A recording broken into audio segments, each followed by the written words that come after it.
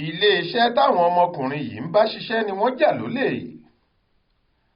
Ọ̀gá ilé-iṣẹ́ aládàáni kan, ọ̀gbẹ́ni Isiaka Saheed, ti wọ́ méjì nínú àwọn òṣìṣẹ́ lọ síwájú EFCC, ìyẹn àjọ tó ń gbógun ti màgòmágó owó àti ìwà jìbìtì. Ó ní wọ́n ja òun lólè ọjà olówó rẹpẹtẹ.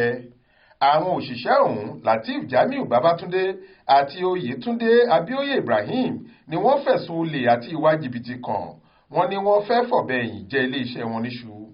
Gẹ́gẹ́ b'Aláròyé ṣe gbọ́, àwọn mẹ́tẹ̀ẹ̀ta wọ̀nyí lọ̀gbẹ́ni Saheed, tí í ṣe olùdásílẹ̀ ilé-iṣẹ́ olókoòwò kan níbàdàn, rán níṣẹ́ gẹ́gẹ́ bí òṣìṣẹ́.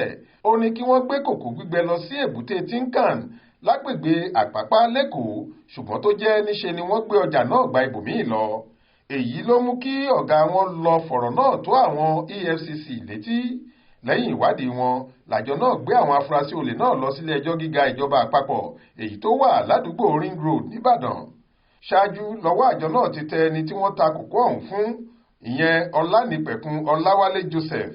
Àtòun àtàwọn tí wọ́n ta ọjà olè ọ̀hún fún ni wọ́n jọ fi páńpẹ́ ọba gbé, tí wọ́n sì jọ pè lẹ́jọ́ síwájú onídàájọ́ Adébùkọ́lá Ọlájídé nílé ẹjọ́ gíga náà.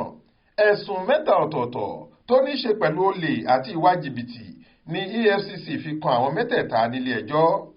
Ọ̀kan nínú àwọn ẹ̀sùn ọ̀hún tí wọ́n kà sí èyí tó ń jẹ́ Joseph nínú àwọn olùjẹ́jọ́ náà létí ni pé ìwọ Ọlánìpẹ̀kun Ọláwálé Joseph lọ́jọ́ 24 oṣù kọkànlá ọdún 2022 ó gba kòkó tí ìwọ̀n rẹ̀ tó tọ́ọ̀nù 23 àti díẹ̀ 33.6 tons tó jẹ́ ti iléeṣẹ́ Olam's Nigeria Limited, tí iye owó ẹ̀ sì ń lọ sí bíi mílíọ̀nù lọ́nà ẹgbẹ̀rún méjìdínlọ́gọ́rùn-ún náírà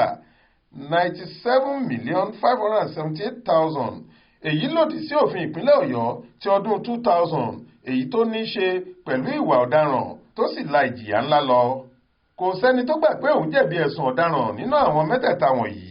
Èyí ló mú kí amòfin Dámiláre Ọdẹ́múyìwá, tí í ṣe agbẹjọ́rò EFCC, rọ ilé-ẹjọ́ láti fún wọn lọ́jọ́ tí ìgbẹ́jọ́ náà yóò bẹ̀rẹ̀. Nígbà náà lòun yóò jẹ́ kí àwọn olùjẹ́jọ́ náà mọ̀ pé ọ̀ràn tí wọ́n dá ọ̀hún lòdì sófin ìjọba.